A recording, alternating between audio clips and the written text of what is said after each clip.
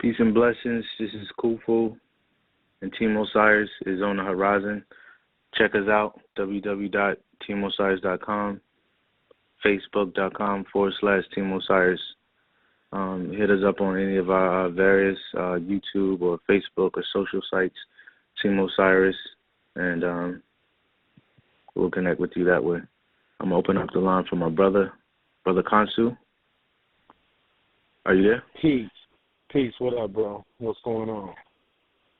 Peace to everybody peace out there. Yes, sir. Yes, sir. So, we got a dynamic topic today, from what I hear, KHUFU. That's what I heard in the street, man. I heard we had a pretty dynamic show today. You know, that's the gossip I heard. I don't know if that's true or not, though. You know, the Team o.s.i.r.i.s cats, man, they kind of, you know, they talk good, but they don't put up nothing. You know what I'm saying? That's what I heard. I don't know what you heard. I know you've been putting together some work for, you know, the public, dealing with liberal arts and, you know, the code of the elite. So, you know, I want you to go ahead and get into that dissertation. Show them what it's all about. Well, I wonder what the elite is, man. You know, the code of the elite. You know, cats throw that word around, you know, talking about Freemasons and the Illuminati and all this other stuff. You know, I would just wonder what the code of elite means. I wonder if people have ever asked themselves what it really means. Somebody just tell them that. Do they know what it really means? So, yeah, I will definitely get into it, man. For all of you that don't know, my name is KHUFU. My name is KHONSU. Shesmore Moon, and I'm one of the members of Team Osiris. And this is what we do, man, you know. One soul, infinitely resurrected in spirit. You know, that's our motto. And it's about enlightenment and understanding. And actually bringing to light some common sense things. Sometimes we need to get back to fundamentals. When you go to school, particularly university, at a university level, they talk about prerequisites in 101. And these prerequisites in 101 are used to develop your ability to deal with complex situations with the means of having an elementary or fundamental understanding. Now, when we talk about the liberal arts, there's also sciences that come with it. And these are generally the 7 liberal arts. And the liberal arts have distinctive properties. And in each of these properties, they're just basic elementary skill. Okay, it doesn't require what one may think, which is a high level of so-called education. It does not. These liberal arts were also in the advent of Hellenization. They were part of it because these created philosophical understandings that were then brought into the world of commerce and trade through social and political constructs. And they were basically used as a means to form and perpetuate society according to whatever those group of people agree to adopt to. And then that will become a society. So within the 7 liberal arts, you have grammar, rhetoric, logic, arithmetic, geometry, music, and astronomy. And I'll say that again, and they're in that particular order for a reason. 1 is grammar, 2 is rhetoric, 3 is logic, 4 is arithmetic, 5 is geometry, 6 is music, and 7 is astronomy. Now, generally speaking, when you understand them in that order, you get a composite picture. So let's first talk about grammar. And with these 7 liberal arts, what you'll come to learn when you study the liberal arts, first in its totality, and secondly in its individual parts of the whole, you will see how influential and how powerful it is when reasoning and giving yourself an understanding of what truth really is. because truth can be anybody's truth. But do you have the fundamental skill to understand reasoning? So actually, when we go through these several liberal arts, today is just going to be an introduction. Today will be just basic introduction, defining terms, and understanding what it really is. And then, of course, we're going to have more shows to kind of more corroborate on this. And another facet of it will be inductive, deductive, and abductive reasoning. Because then you have proper reasoning to come to an understanding and truth of what it is you may be pondering on. Because a lot of times, if your logic is not in place, then what you may call truth may be distorted. And that's when we get into inception and conception. Let's take God for an instance. The term God. Everyone has their own, or every group of people has, throughout history, has had their own concept of God.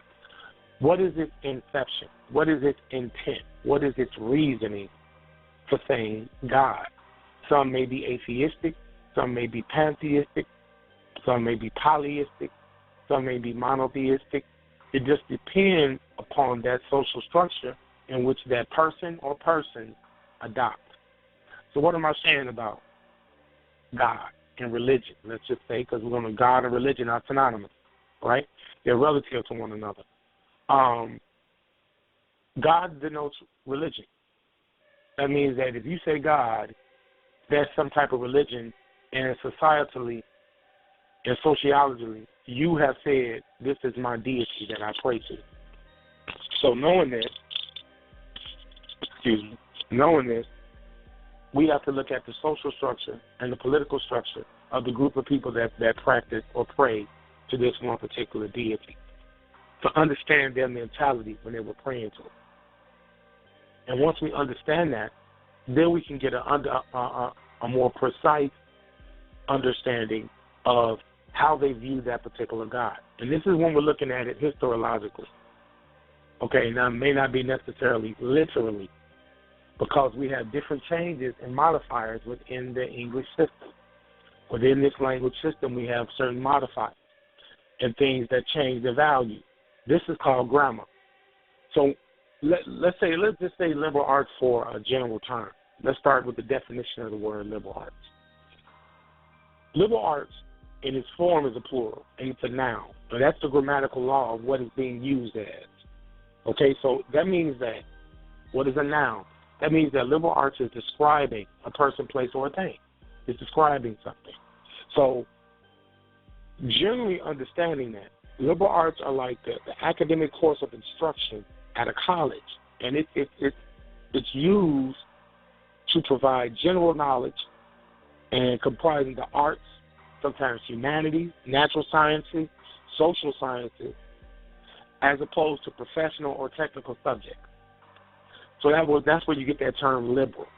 Instead of something professional and technical, like you going for accounting or to be a lawyer or a doctor, this is more liberal and is not as technical.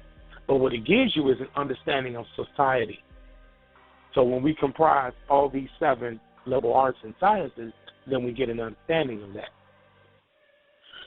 So normally during the Middle Ages, this was kind of an advent during the Middle Ages, and during the Middle Ages, the studies comprised the quadrivium and trivium, which included arithmetic, geometry, astronomy, music, grammar, rhetoric, and logic.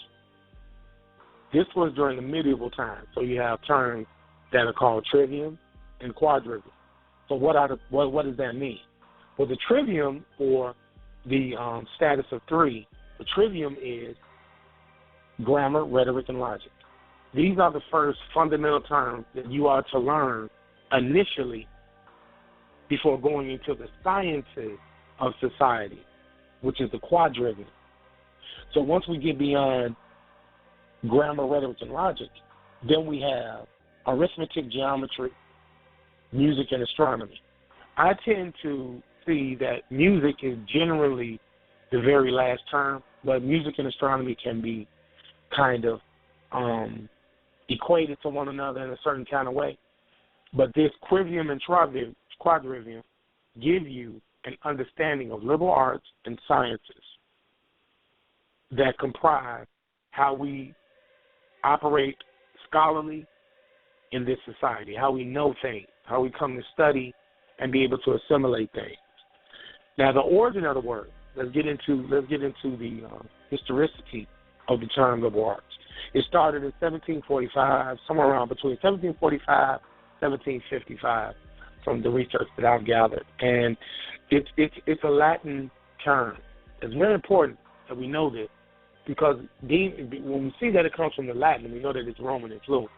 So it's a byproduct of Greco-Roman infusion, because we do adopt here in America, where I'm speaking from, we do adopt Roman canon law. And these canon laws under Roman jurisdiction have certain words and parameters that dictate our means of operation every single day. So the Latin term is artes liberalis. So artes liberalis, it means benefiting a free man. So that's where you get the term, eventually, Freemason.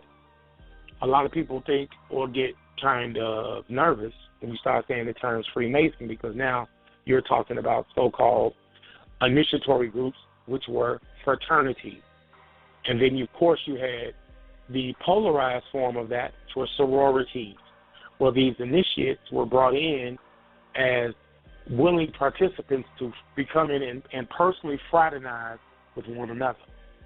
And the fraternization would be based on the liberal arts and sciences and empowering themselves mentally by learning the arts and science that are byproducts of human beings and mankind. Henceforth, a free man, meaning you were a free thinker. But in your thought, you had the ability to have discipline in your free thought. So let's go. Let me illustrate the usage of the entire liberal arts structure and science. Look at it this way. Grammar is the science which teaches us to express our ideas, let's say, in appropriate words, which we may afterward beautify by means of rhetoric. So what I'm saying is, you got grammar, and that's a science.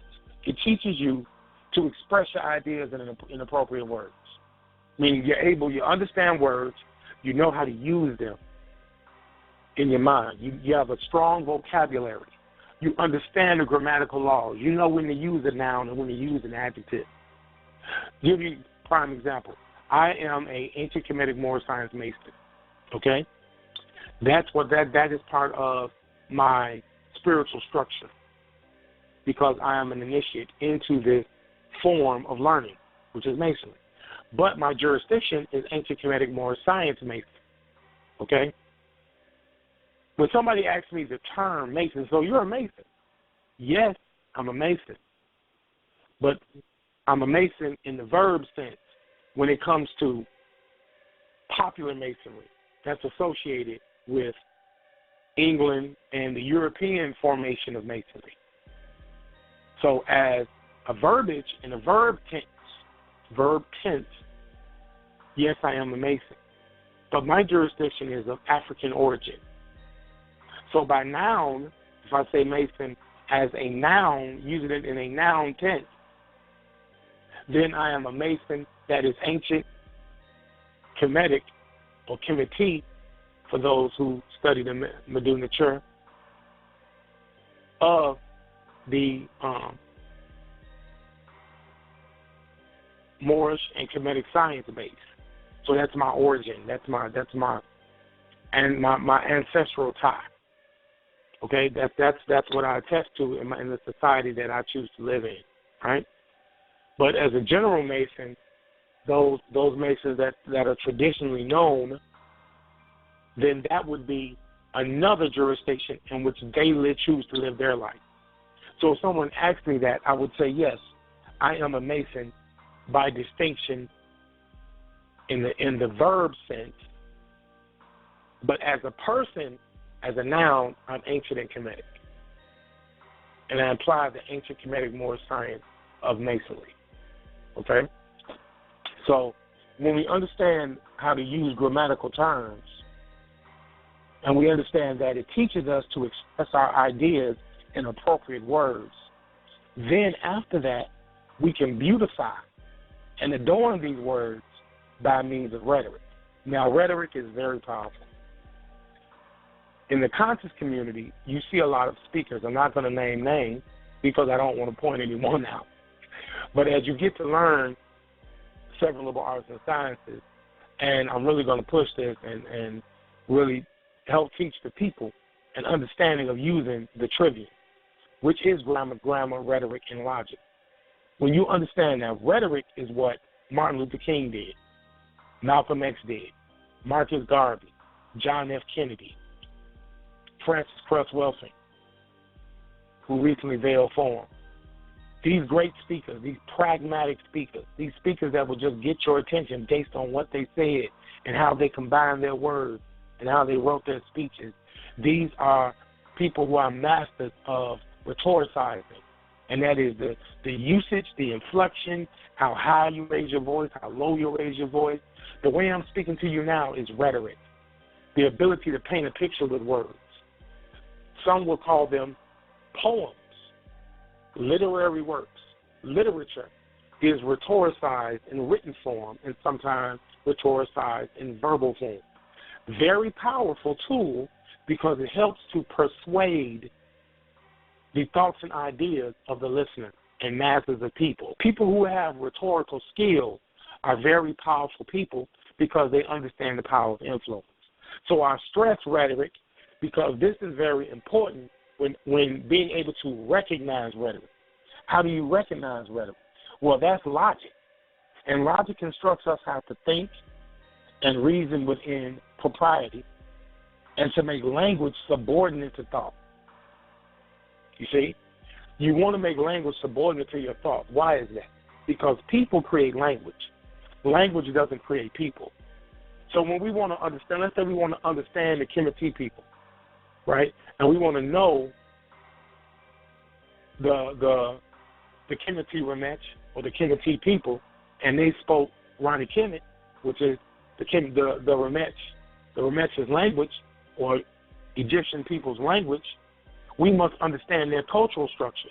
So let's say we're Egyptologists. The three major fields of Egyptology are going to be literature,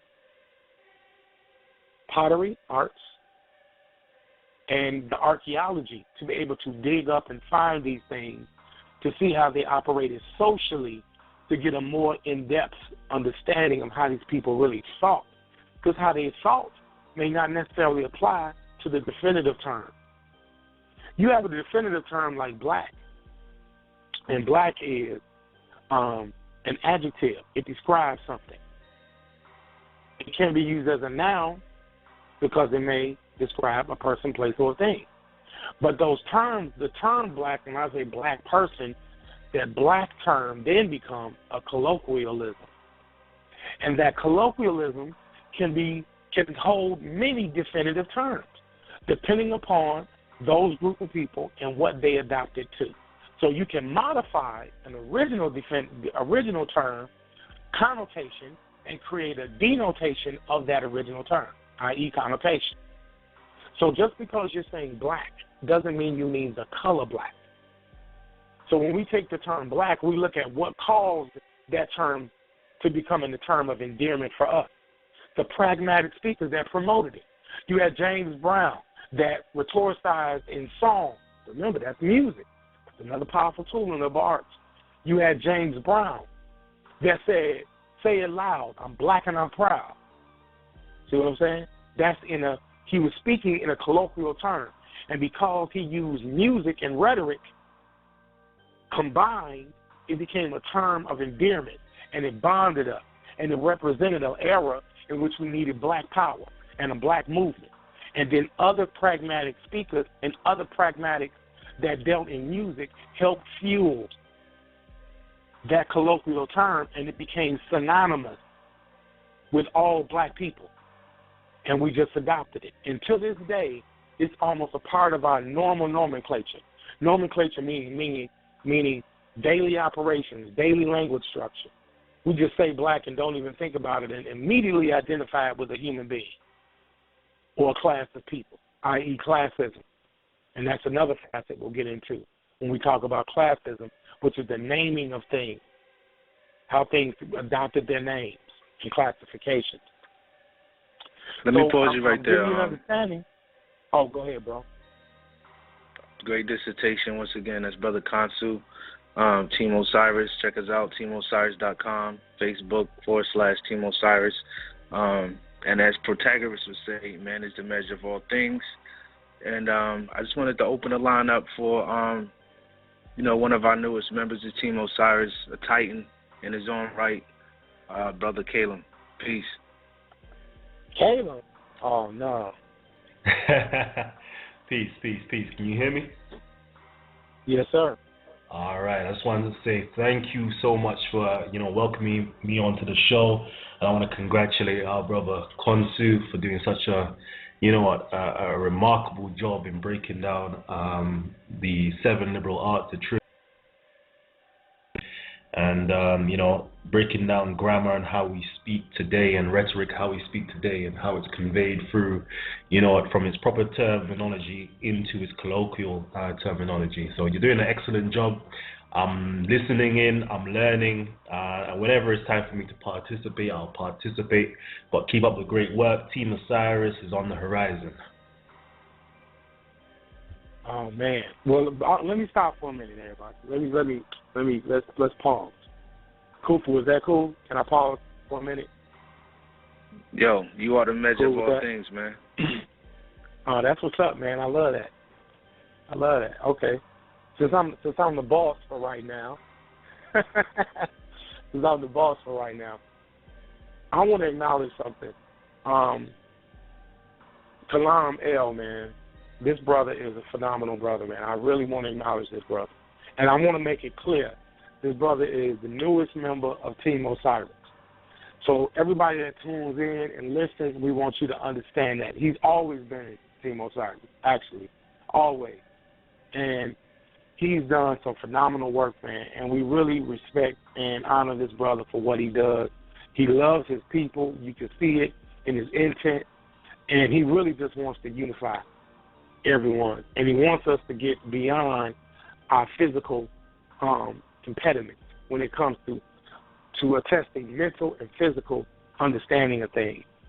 And he also teaches, I've actually attended one of his classes and met him. Now, a very powerful man, very brilliant brother, and really a Renaissance man in this day and time. And I don't think he has been given enough credit that he deserves. I do think that he makes people nervous, and people get kind of intimidated by what he's done. He's taken his platform, Titan TV, very powerful, man, and very informative, and he's non-biased.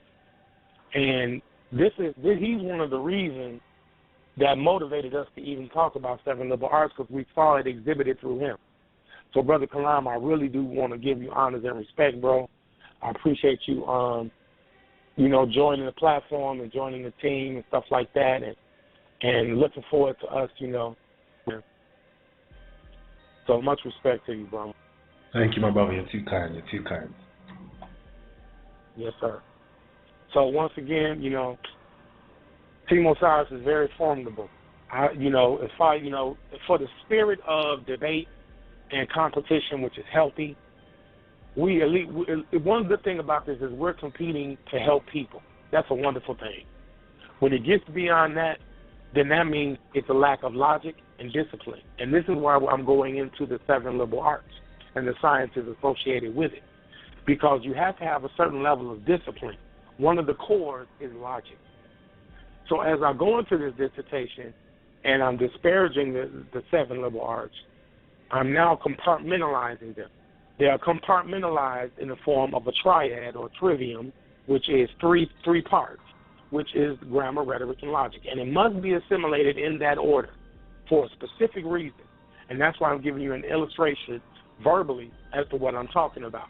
Now, the way that I'm speaking to you right now, I am rhetoricizing using proper grammatical structure so that you can understand and be treated fairly, so I'm not making you ignorant.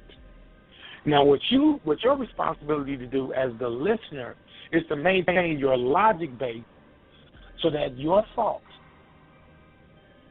remain supreme to whatever language I'm using. Language is a means of constructive communication. Communication is to create constructs, so it is to be constructive. The whole purpose of communicating with a person is to create a construct. Understand that. That's grammar. So there are grammatical laws that apply to every form of language that are byproducts of every society. Society, i.e. tribe, i.e. clan, i.e. groups of people. Okay? So you may have a group of people like Islamic that practice Islamism, right? Or an Islamic way of life. And then you may have a group of Christians that operate a form of Christianity, and there are many forms, correct? Well, they may appear different on its face. However, intrinsically, they are one and the same because they practice under similar motifs that are relative to one another. One may say Allah, another may say God. Follow? These terms are different only based because of the cultural structure. That's the only thing. But they're one and the same. So henceforth, when people debate over religion, and that's just one subject matter someone may debate over, they're basically having circular conversations. And a lot of times they lead to things that are false that they try to make logic of, which in the rhetorical world, the art of rhetorizing, that is called a logical fallacy. Sometimes they may use tactics like straw man tactics, which means just coming up with a subject matter that has nothing to do with the original term. Or they may throw red herrings or ad hominem, which sometimes can be derogatory slurs or statements against the actual individual or a group or person that you are using to support your claim. So it's nothing but a game. And sometimes people don't know that they're rhetoricizing, don't even realize that the grammatical structure is off, and don't even accept the fact that they may not be thinking logically. You have to understand the basic form of logic to support grammar and rhetoric. So when we understand logic, and logic basically instructs us how to think and reason within propriety and to make language subordinate to thought.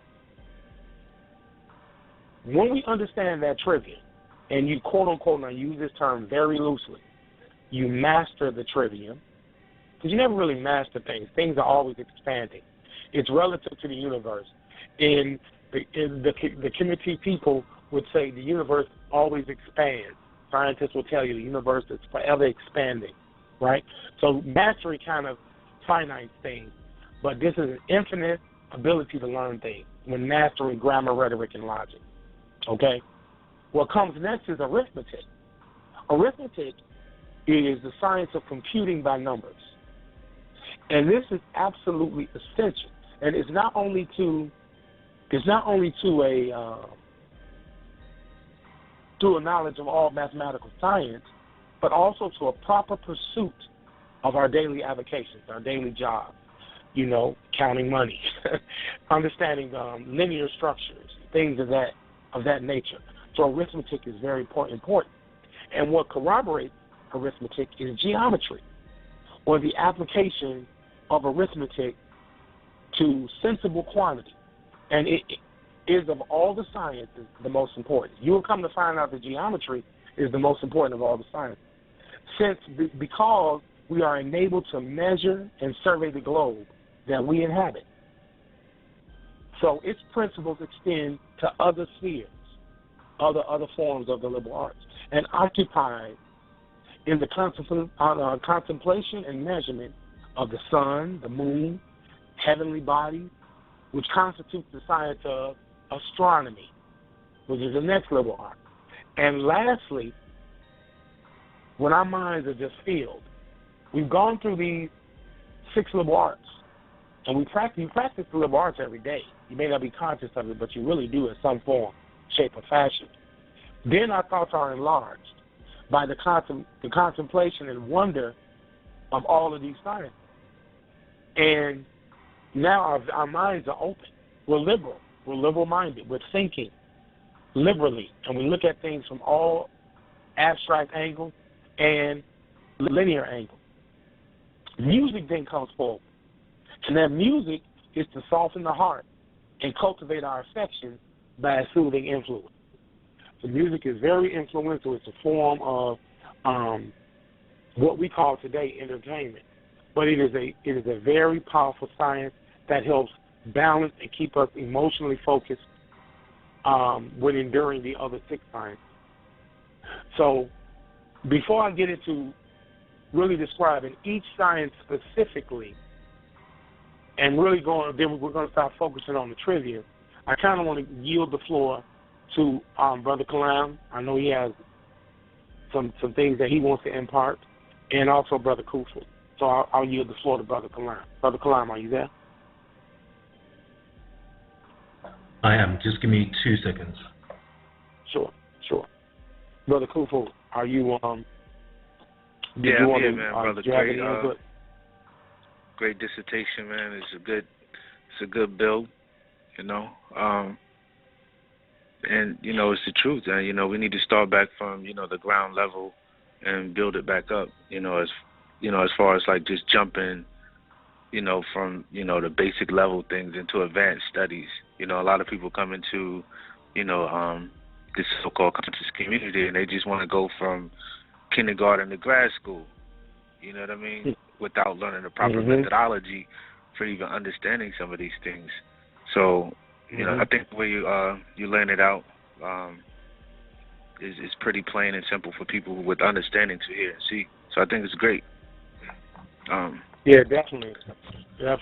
And I'm glad that because KHUFU asked me, and KHUFU had a discussion, everybody, and he was like, man, we need to focus on the liberal arts. And I was like, wow, KHUFU, you're right, man. Because even in the conscious community that we participate in, conscious community gets a bad name now. The term conscious, sometimes people don't even want to use it. But what it is, ladies and gentlemen, is that your usage of the trivium, if you master the trivium, you're going to hold these so-called gurus that you go and pay to see lectures accountable for their information. Because now you become a peer, and they're not talking above you. They're talking at you, and you're seeing them eye to eye. So you hold them accountable for their standard that they present to you, and you are not made ignorant because your logic is not disrupted through rhetoric and grammar. When you understand a person's grammatical structure and their ability to rhetoricize that grammar, you apply your logic, i.e. common sense, to it, and you maintain your logic through all of that so that you can decipher fact from fiction, truth from fact, and then your truth is strong and precise. Brother KALAM, right? Are you ready? Yeah, I'm back. Okay, So yeah. Now, when we're going into the actual liberal arts itself, we have to kind of get a grasping of our own personal standpoint. Most of us have come from a background of the servile arts. What I mean by that is the servile arts is the diametric counterpart or opposite of the liberal arts. The liberal arts literally means the word liber. The word liber in Latin literally has a double meaning. It literally means to be free, and it also has the meaning of book. While the servile arts is literally to be a servant. Most of us have been instructed in the servile arts to literally be the servants of the middle class and the upper class. And we've been taught certain things as to work with our hands rather than to work with our minds.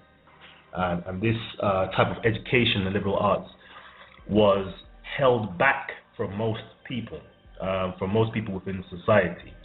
And as you've mentioned before, the liberal arts was kind of held back during the Middle Ages for those people who attended the universities or those who were part of a certain craft. And that certain craft would have been Freemasonry, where the liberal arts was literally the backbone of the pedagogy as such. It was the background, it was what you would be taught going through the various degrees in terms of the entered apprentice to fellow crafts to master mason. Each step of the way, the trivium would have been taught during one stage, then the quadrivium would be taught during the next stage, and then you become a master in your own right, actually conquering all of those liberal arts and being able to utilize it for your own means of making your own living. So with that being said, I'm looking forward to you actually going through the liberal arts, going through grammar, going through the logic, going through the rhetoric as well. And I think you should actually, I don't know what you feel, but I think the quadrivium should actually be held back for a later stage when we could go into more detail. And I think just give a nice big breakdown of grammar, logic, and rhetoric will be suffice for this stage in time. But go ahead, my brother. Man, that's powerful. That is really powerful. Yes, this was just basically a prerequisite and one-on-one dissertation to the term, because what I want to accomplish is people really breaking things down to the lowest common denominator to make it common sense. Common sense is what is relative to logic, Brother Kalam, and you're absolutely correct, because we do not understand the servitude arts, which most of us practice every day, and we do it repetitively, and it becomes a religious form of art that we practice unbeknownst to us, and it perpetuates itself.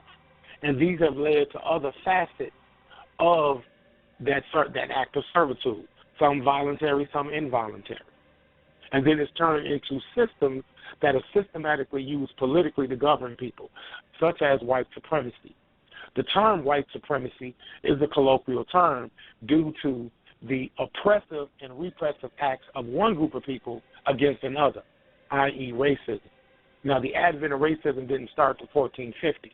So we know that it had to be based on why do they want to control these people? Well, if you do your history and understand it, and understand political and social structure, you will come to find out that the logic behind racism is commerce because of the slave trade, and they looked at people as commodity, i.e. chattel. And in the control of this chattel, it generated value, which would equivocate money in another form of money. Now, me thinking that way is my logic base, which gives me the ability to employ inductive and deductive reasoning. That's what I just did. I deduced things, and then I used other factors that would induce my deduction in order to create proper reasoning. Everybody understand that? And sometimes when you have a strong enough corroboration in support of your claim, you can then get into abductive reasoning, which is your inner thoughts that you pull from within and create your own hypothesis or theory. But your support is so strong that you can synthesize because you've been trained to. Self-trained with your own cognitive thought. Those whose logic base has no proper reasoning structure would be what we call cognitive dissonance. You would be in a delusionary state of your cognitive understanding because you did not go through the proper, rigorous, regimental understanding of what you claim. This is how you process things using grammar, rhetoric, and logic. That's what I just did. What I just spoke about, ladies and gentlemen, is how I implemented grammar, which is my vocabulary understanding, and using grammatical law, formulating proper syntax, my ability to express, and then my ability to implement those words to paint a picture for you is my ability to rhetoricize. Throughout the exercise of using grammar and rhetoric, I maintain my logic by showing you the logistics, the logical implementation or technology involved in conveying how I speak. So the entire time a person is speaking, if they choose to speak publicly or speak with you or talk with you, you must understand rhetoric. You must find out if they are grammatically correct. Because if they're not grammatically correct, 9 times out of 10, they don't know what they're talking about, literally. When somebody says you don't know what you're talking about, you literally don't know to use the words you're using and how you're using them, which gives you proper diction. What is diction? How words are spoken or used. What is a book of diction? It's called a dictionary, which is a study. The suffix ari means to study, or a book of gatherings, to collect. A book of diction, a book of words. So when you understand the definitive term of a thing, its origin or its etymon, when we talk about etymology, you're able to become abductive, i.e. abstract, if you choose to. And if a group of people choose to, then it becomes a group colloquial term. And it can gain momentum over a period of years, hundreds, thousands of years. It can become very prominent because people create society. We are the society. These sciences and arts are byproducts of our existence. Okay? Kalam, did you want to add anything? Or Brother KHUFU?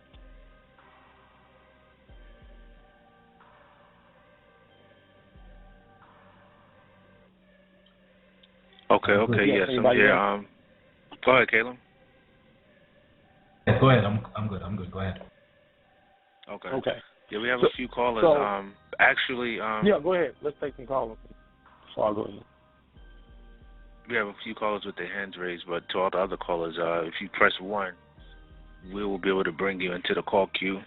I just wanted to touch on a topic real quick that you were going over. It's a term called literary theory, and that is a body of ideas and methods that we use in the practical reading of literature. It basically doesn't deal with the meaning of literature, but it reveals what the literature can mean. So it takes into consideration the gender, the race, the class of the author, and are they putting preconceived notions within the confines of the works that they are writing. So once you know certain things, about the author, about the work, about the time period, it's easy to understand what is really being portrayed. Because first you have to understand what literature actually is, what an author actually really is.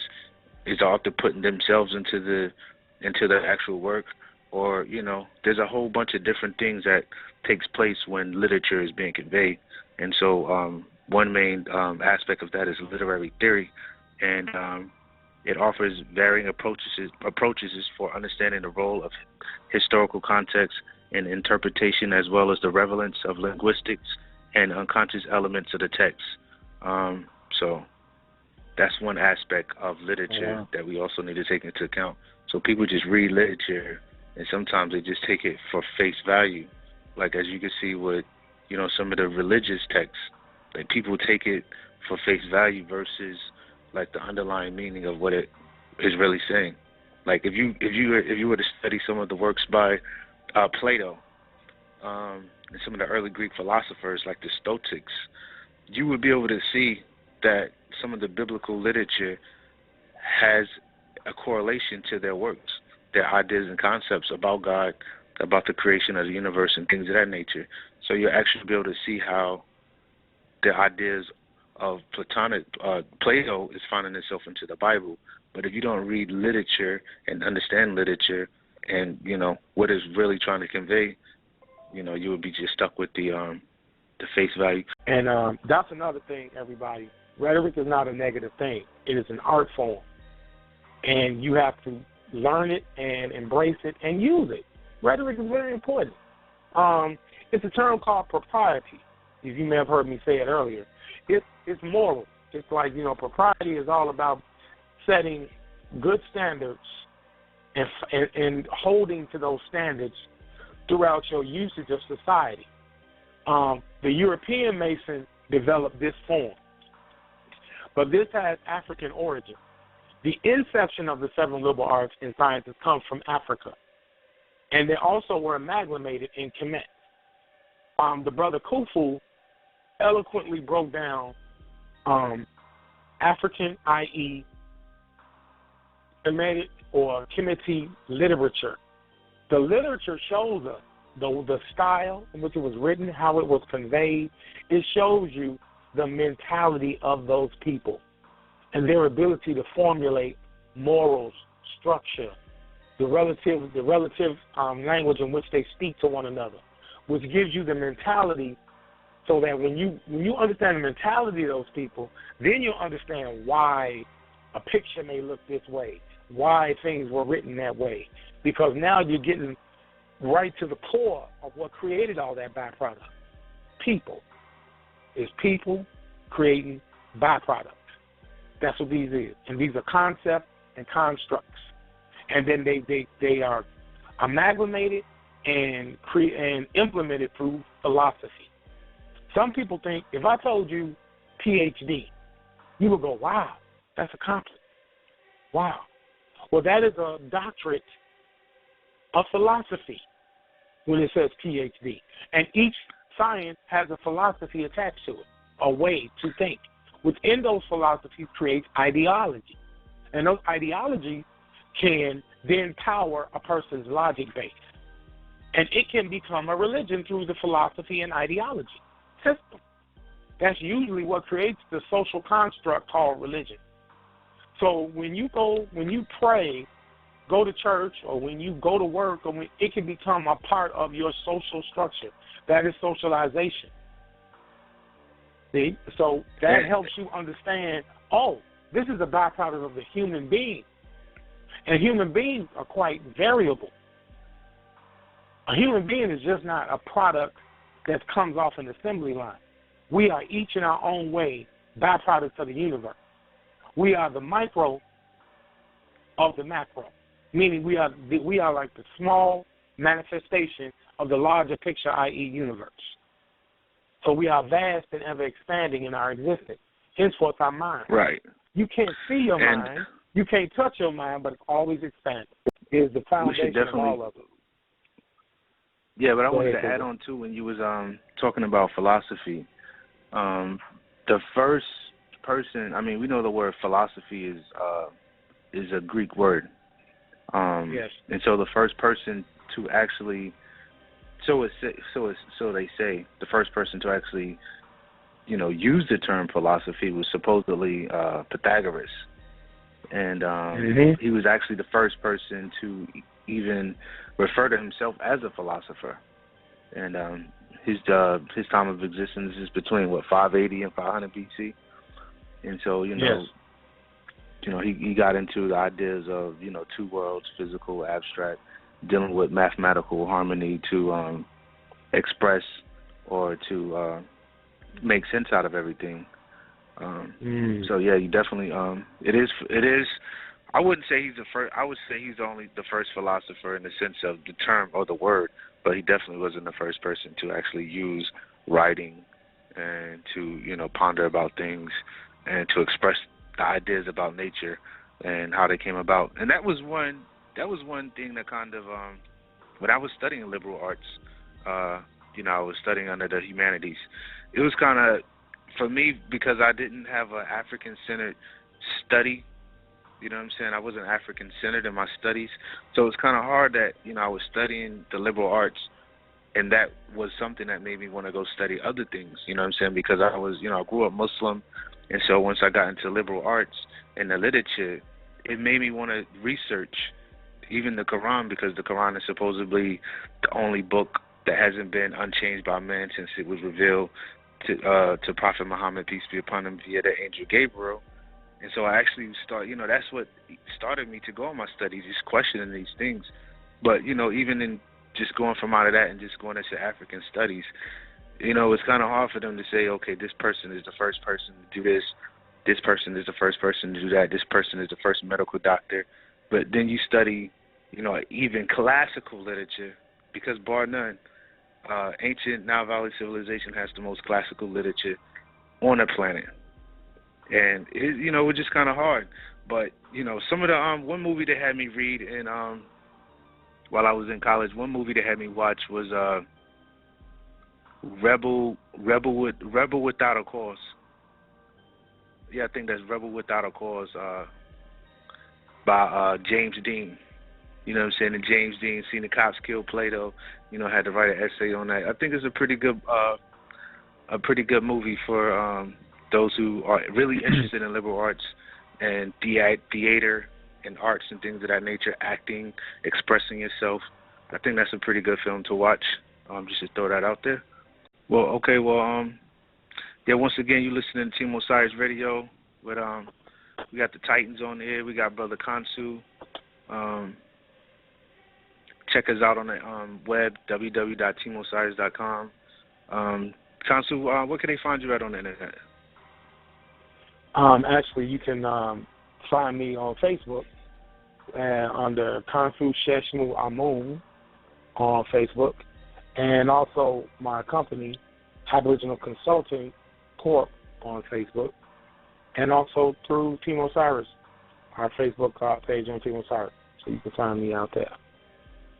Also on YouTube as well, KHONSU Sheshmu Amun on YouTube, and we've got Team Osiris has various shows. We actually have a Team Osiris YouTube page as well. So, we're all over the place. Yeah, you can also find our good brother KALAM on, just look him up, Talk with the Titans, Titans TV. So go ahead. You got some more information you want to bring out? Yeah, basically, I do want to generally kind of go in depth over these 7 liberal arts and do a review of the trivia, because these are the first 3 things that we need to focus on. So your literature is the byproduct or the effect of the causation, which are the people.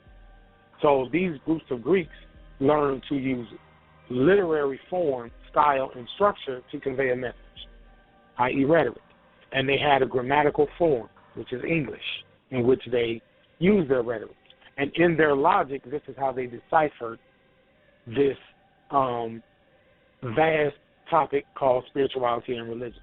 And they studied groups of people, and then they conveyed a message. And in that conveyance, it adopted many political forms and social constructs that people adopted to. What did I just say? Particularly the 3 Abrahamic religions or forms of spirituality: Islamism, Christianity, and Judaism. These 3 forms are byproducts of social constructs. They became political constructs because they were used under the guise of government, society, economy, military. All of these things were used in that guise, under the guise of. Okay? So this is understanding that trivium, which is the grammar, rhetoric, and logic. These 3 facets formulate how we do things religiously, spiritually, economically, socially, politically. The ability to recognize when you see a construct or byproduct of humanity. When you heard Brother KHUFU say he studied humanities. Humanities means humanity byproducts. You're studying that, the art of what humans do and what they create and manifest.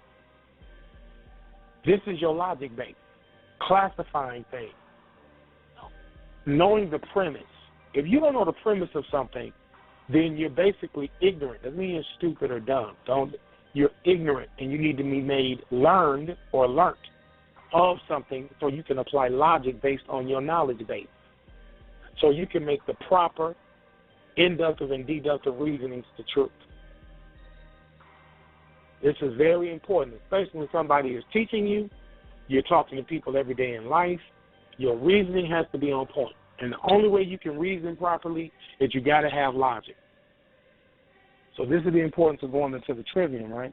So when we go into the trivium, when we say arithmetic, right, and it's the art of number, or it's a part of the mathematics which considers the properties of numbers in general. So you have to understand numbers so that you can quantize and give depth and perception of what you're talking about. So we have but a very imperfect idea thing.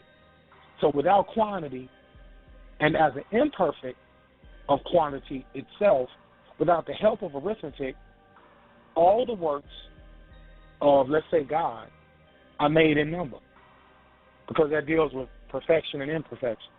So when we talk about arithmetic, we deal in the arithmetic breaks down number, weight, and measure. Therefore, we have to understand them rightly.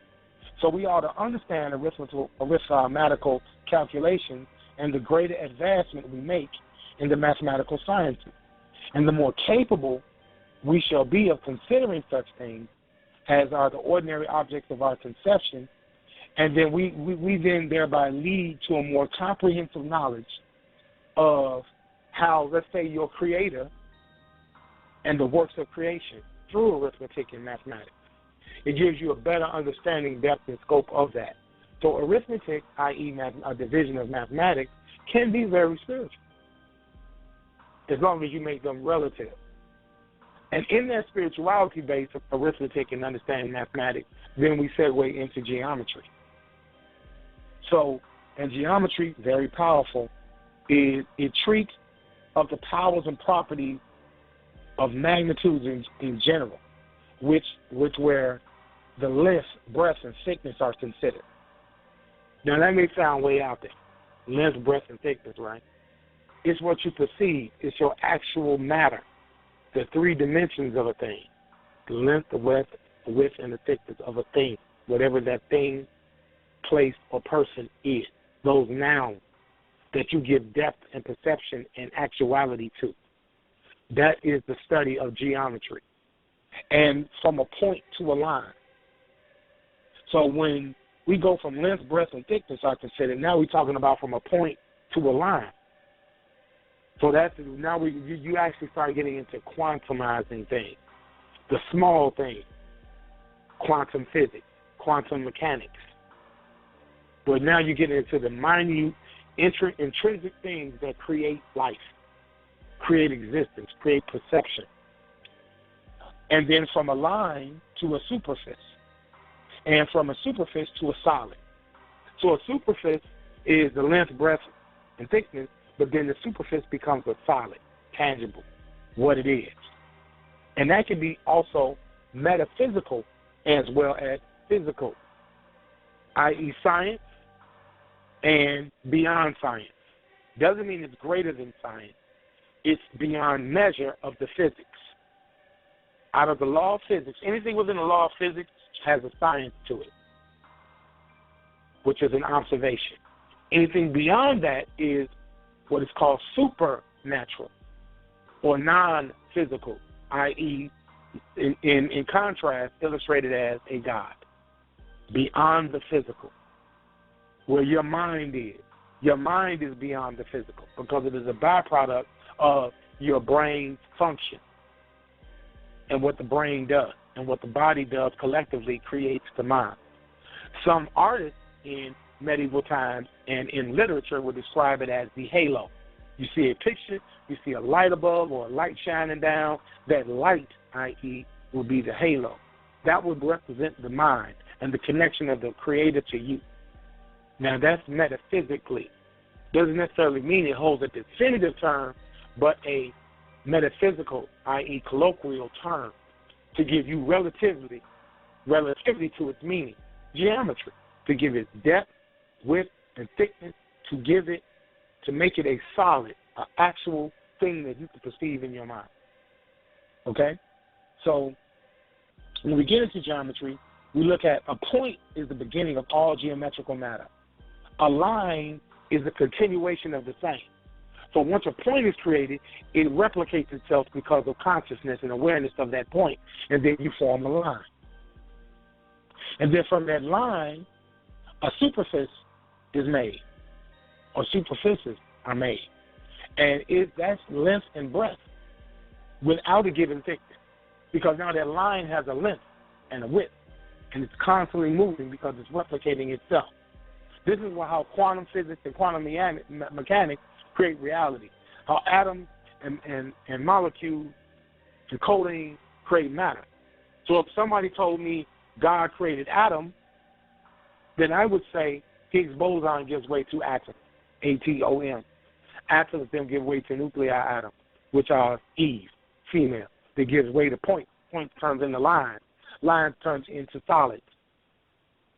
So I can talk biblically from a scientific perspective and still be relative to where that person is because I have a universal nomenclature with that person. So that we do not get into the fretter or the byproduct of a human being's choice politically to pray or be spiritual or be relative the way they choose to.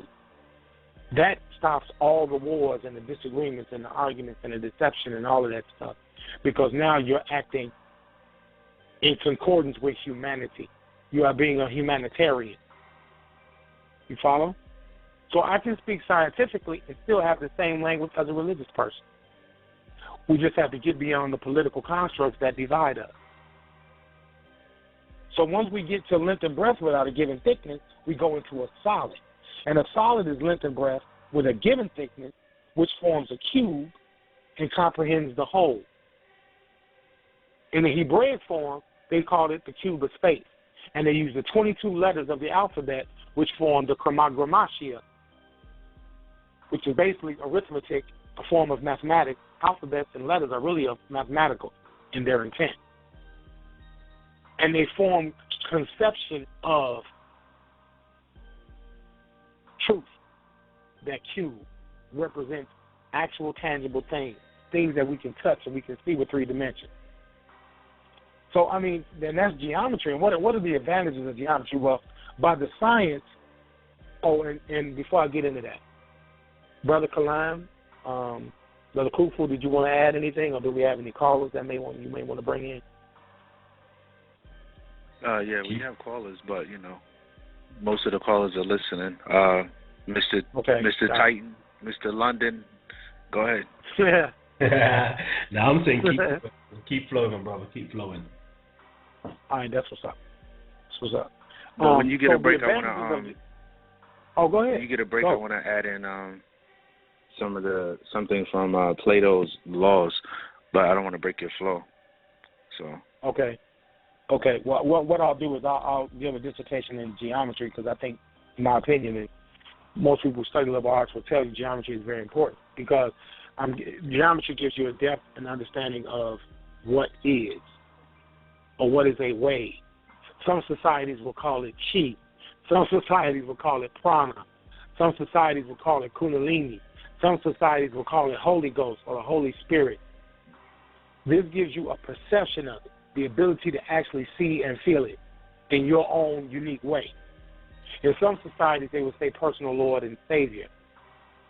These are your perceptions, and this is why geometry is very, very important, because now you are creating base and structure out of nothing, nothing that creates something.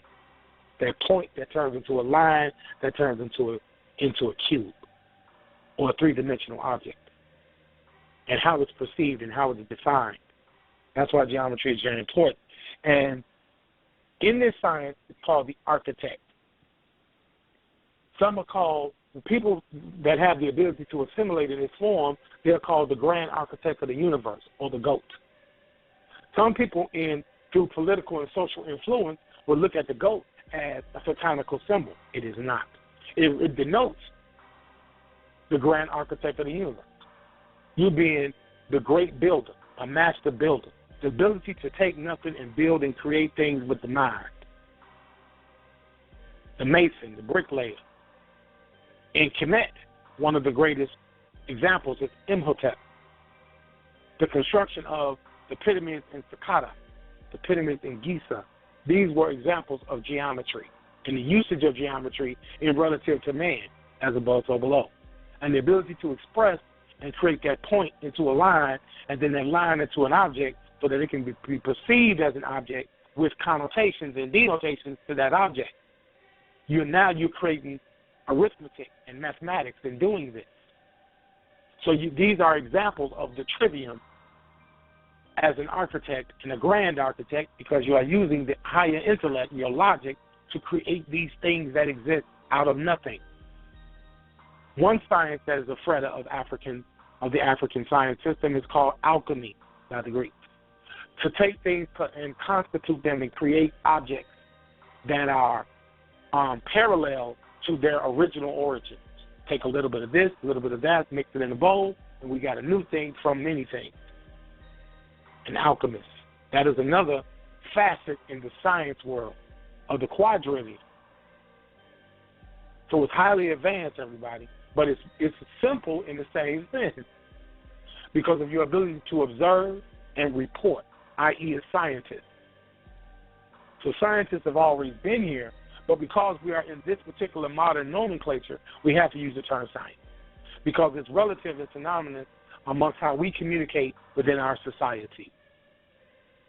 Different societies adopt different words and terms that are definitive in order to power their society. So when we look at the advantages of geometry, we construct plans and execute the design and all the general things to arrange people or self to mark out grounds for encampments or the geography to give us dimensions of the world, and to give us an understanding and relativity to the intricacies within the earth and the planet.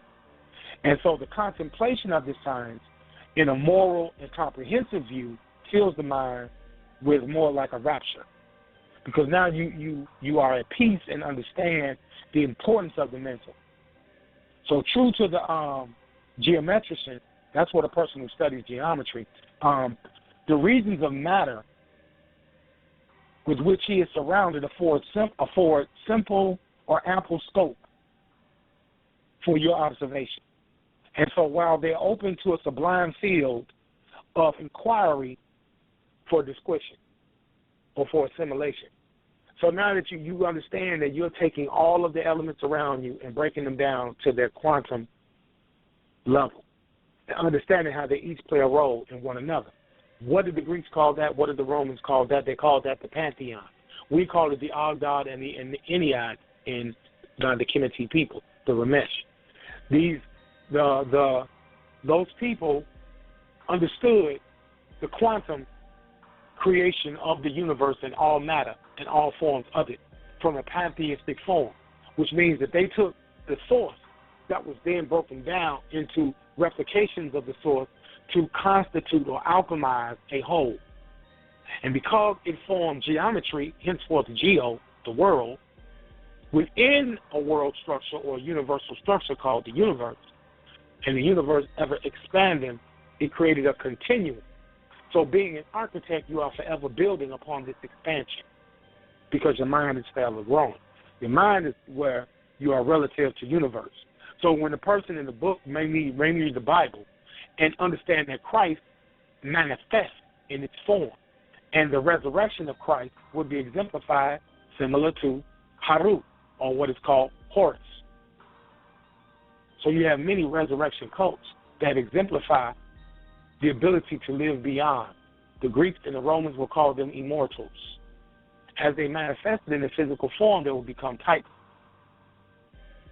So all of these titles and names and all this stuff, they got the same origin of things. Now, I'm just using religion as an example, but you can apply this understanding of the trivium and the quadrivium on anything in life. Because, of course, the trivium and quadrivium have modernized to things like social sciences, social studies, humanities.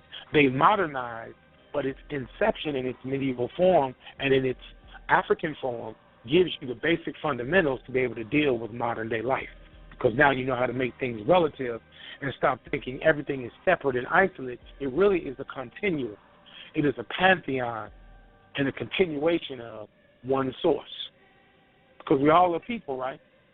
We all have the same fingers, toes, eyes. We have different intrinsic things that separate us, but humanity is one and the same. So certain things that you may argue or have issue with understand that it's really one extension of another, and they corroborate one another. You have to find out where the tie is, and then that bonds and grows your logistical base, because now you see the relativity of things as opposed to the separation of things. Because scientifically, if you say atoms are really not there. So we almost don't exist in that form.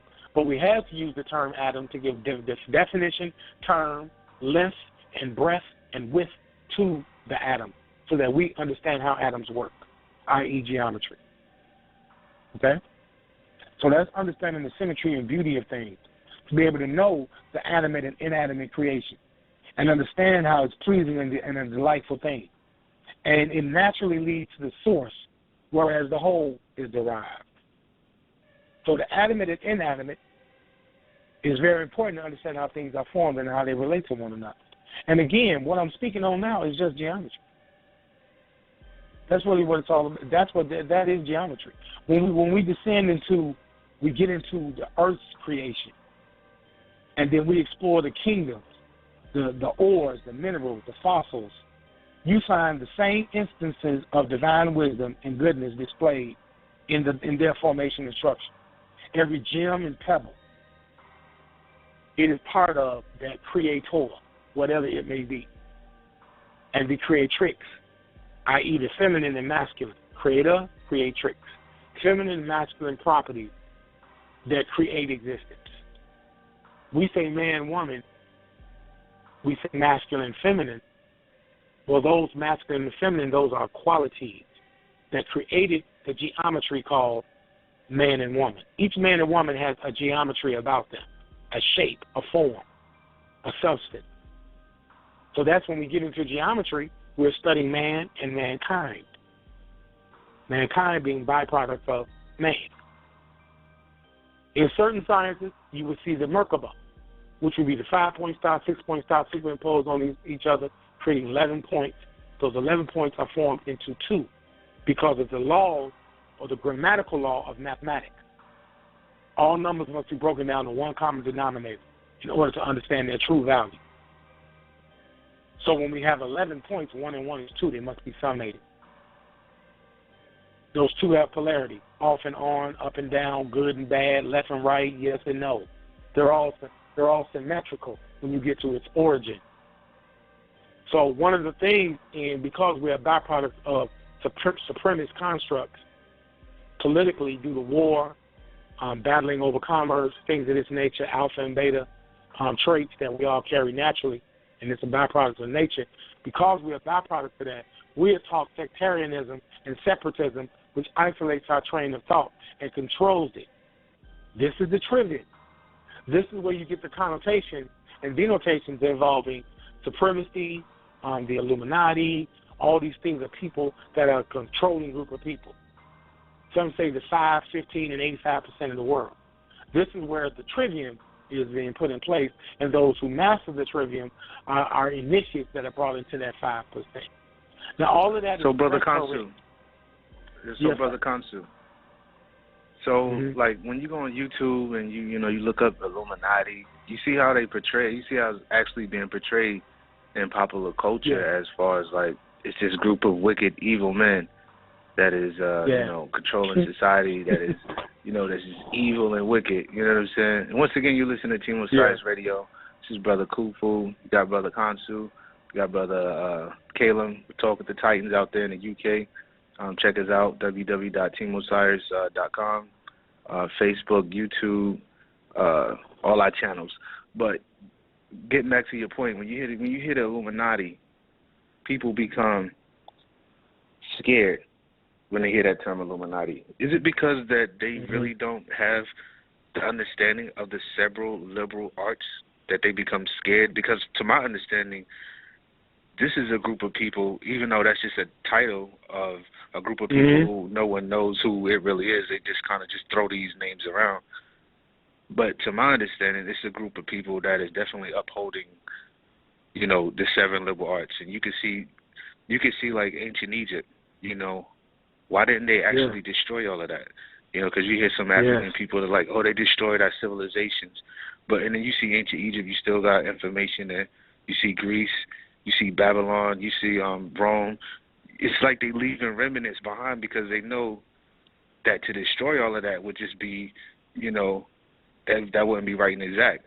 So why do you think people are afraid when they hear this term Illuminati? Is it because it's so organized? Is it because these are people who are actually masters of the craft and, mastering the several liberal arts? What's your take on that? And Brother KALAM, too, as well. Yes, in my opinion, I think that it's a byproduct of the political construct called white supremacy. And supremacy can be applied to any group.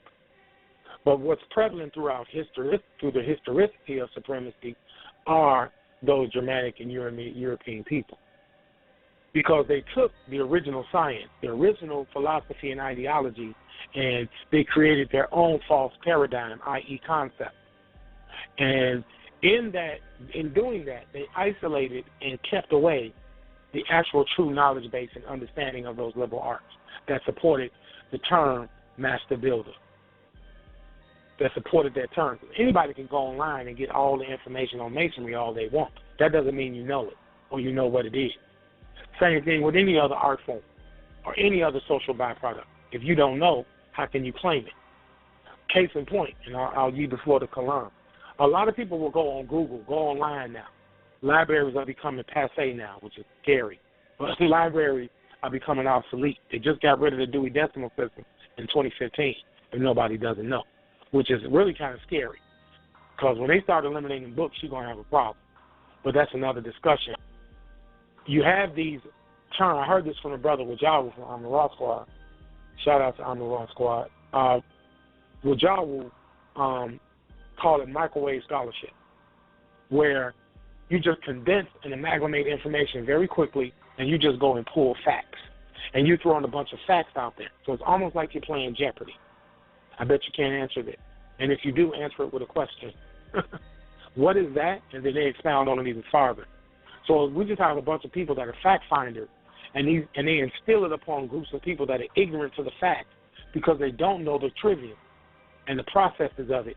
And in not knowing that creates colloquial folklore and stories that we adapt that are marred stories that are not really examples of the truth. So they're dealing in literature that is transliterated improperly upon social constructs. And so that's why I see that anxiety, that fear, that flight syndrome when it comes to the term Illuminati. That's what I see. Yeah. Brother KHUFU, could you repeat that question again? Yeah, my question was, people hear about Illuminati in pop culture nowadays, and a lot of it is coming basically through social media, YouTube, for the most part. And when they hear things about the Illuminati, it's mostly centered on like these group of evil men who are doing all these evil things. And so everybody is like, everything that happens, whether it's a shooting, somebody go shoots up a school, or somebody go shoots up a theater, or somebody bombs something. It's the Illuminati. The Illuminati is doing this. It's like, nobody is being held accountable for their own actions. They're just blaming it on this abstract group of people. What is your take on the Illuminati? What is the Illuminati? Is it good? Is it bad? All right, excellent. I think prior you actually mentioned knowing the 7 liberal arts. Would that kind of uncover or unmask the fear of the Illuminati? And I'll say it like this. If we actually start utilizing the 7 liberal arts, let's just go in from the trivium and actually take a look at the Illuminati in the sense of grammar. What is the word Illuminati? What is the etymology of it? What does the word Illuminati actually mean? And when we go into that, we kind of realize that Illuminati simply means to be illuminated. It's to be enlightened. Those who have reached a state or a zen of enlightenment, either through knowledge, wisdom, and understanding. So let's take it from that perspective now. The Illuminati are those who are enlightened. Now let's take it from a logical aspect as well, because most of the time we're not actually looking at things from a logical aspect. We're looking at it from a sensational aspect, through an emotional aspect, and that creates false evidence appearing real. So I'm going to say that again, that creates the illusion of false evidence appearing real. But when we utilize the liberal arts and we go into logic now, we start to question. We start to use our senses in terms of logic, rationality, deductive reasoning, inductive reasoning, etc. Now, the Illuminati is said to be a group that sprung up in Masonry roughly in the 1800s. So that's one aspect of the Illuminati, these Masonic groups that sprung up then. There's another set of Illuminatis, another group that comes from Rosicrucian. And these are the enlightened ones who have reached a certain stage in their education, in terms of spiritual, metaphysical education as well, that are considered to be Illuminati. But in today's pop culture, the use of Illuminati is kind of an oblique, opaque, unidentifiable group of individuals who are the Illuminati, who are running the world. I would say it is the New Age devil. Okay, so we have religion, where we have the devil and the principalities and the demons, etc. But in the New Age, where most people don't believe in devils, etc., the Illuminati is this unseen force or group who controls the world, and you cannot do anything. You have no power. You're completely powerless to these groups of individuals. Now, for me, I think that is false evidence appearing real. I think a lot of the times we take in certain things that are going on in the world and we just label it as Illuminati, or we label it as the devil, or we label it as something else, not to, take responsibility for our own actions, or not to give the proper individuals the accountability necessary. For example, we always blame the government for certain things, for wars, etc., etc., but it's not really the government as such. There is a particular person who is responsible for it. I say again, this is in my opinion, is you. You are the person who if you choose to vote or choose not to vote, it's your responsibility to elect your government officials. Your government officials are supposed to have your best interests at heart. And you can ensure that by having lobby committees and other things like that to ensure that you have a voice within inside of the whole political structure itself. So a lot of times we blame things that are completely, how can I say it? We can't grasp hold of it. We blame it on these things that we can't grasp hold of, and it becomes very much easy to do that because we don't have to have any accountability or responsibility for ourselves. So the Illuminati, I think, again, is a false evidence appearing real. We see Jay-Z, and instead of giving Jay-Z the props that he deserves for being a great businessman, we would rather put him down to being Illuminati, and not Illuminati in the sense of the Masonic or the Rosicrucian Illuminati, but this oblique term of the persons who rule the world and who control the industries, etc., etc., rather than saying that he's a great businessman and a great entrepreneur and a great musician. We classify our greats as Illuminatis to discourage and dismay their progress. So to me, I don't think the Illuminati is real. It is a fiction of our imaginations in that sense. The other two Illuminatis, yes, they very much do exist in the world. Via Masonry. I think the first group via Masonry, I think it kind of ceased and desist in roughly in the 1900s after a particular process in Germany and Russia and them ways there. The Rosicrucians still exist in America, France, and England today, and they're simply those who are enlightened. And to be honest with you, we who are the elite amongst the conscious community, there's no problem with us adopting that term as Illuminati. If we understand Latin, it just simply means one who is enlightened. That's my take on it. Wow.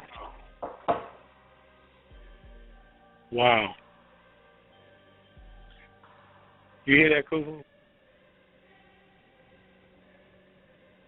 Yeah, that was definitely wow. That was definitely a titan. Titan to say that. Wow. So, yo. I hope y'all heard that, man. You know what? In that order. And you know what? Actually, I have one question before we actually end the show. I have one last burning question. I want to know, how can we learn, or where can we learn the trivium out of the liberal arts from?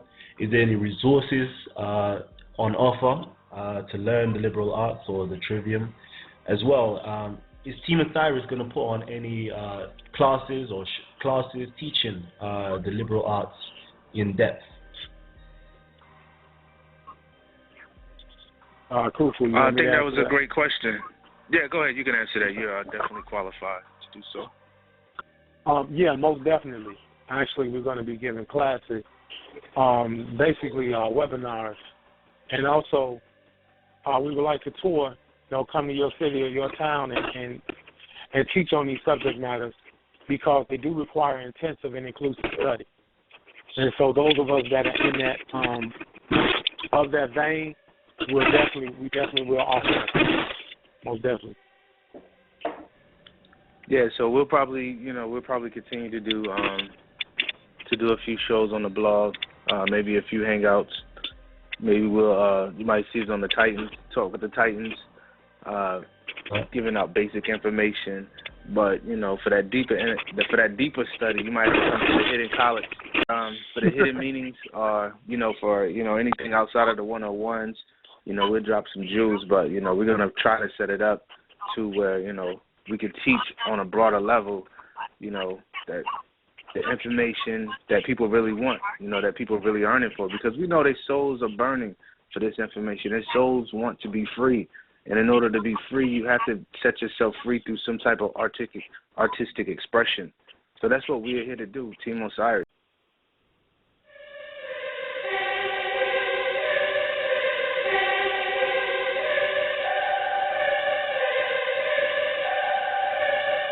I don't know much but to face that beast, make them taste that peace. I'ma take back streets, I'ma meet bad beats on some Maybach seats. I'm a day pass east, so I might go west. I feast in the night when the light go rest. Nights on my feet, gold price on my neck. I hope life leads me to a nice old death. Rose on my lip, cold ice on my breath. And I'm dressed like a groom, but I never got mad. Walked out the tomb like I never got bad. Call me Wallace Dean, I'm waking out of dreams. I got death on my breath. Call me Holocene. I got Greek in my speech when I speak to the God. Rims on the bends on the beach with your broad. If the dough get low, I paint a pit 16. I catch the Holy Ghost, then I sit 16. Litany like epiphany. Listen me like a symphony. In Basilica, this literature is like jewelry made by Tiffany. Call me Rosie Gold, I got holy friends. Holy Hove, I'm in holy hands. Only sold my soul to do that holy dance. Holy Hove, I'm in holy lands. I'm in holy Greece. Holy Rome, I'm in ancient Egypt in that holy home, sipping that Hennessy, that pure white. I live a Genovese, pure life. So if you go for my ones, I'ma go for the guns. I know where to go when I go on the run for that Rolls Royce. I believe I got no choice. I make your body bleed. We practice Murta and Verta. Don't talk, oh Murta. You know the violence got a code of silence. I pose in vogue with my golden phallus. Litany like epiphany. Listen me like a symphony. In Basilica, this literature is like jewelry made by Tiffany. Call me Saint Laurent, Saint Laurent. My pen always in the paint like my name LeBron. If the dough get low, I paint a pic 16. I catch the Holy Ghost, then I spit 16. Litanies are like epiphanies. Listen me like a symphony. In Basilica, this literature is like jewelry made by Tiffany. Call me Saint Laurent, Saint Laurent. My pen always in the paint like my name LeBron. If the dough get low, I paint a pit 16. I catch the Holy Ghost, then I spit 16. Hey yo, KHUFU, Boom out, God.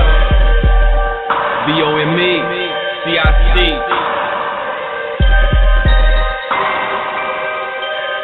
For my 5%ers out here who know what I'm talking about. Rest of y'all wake up. It's more than rap music.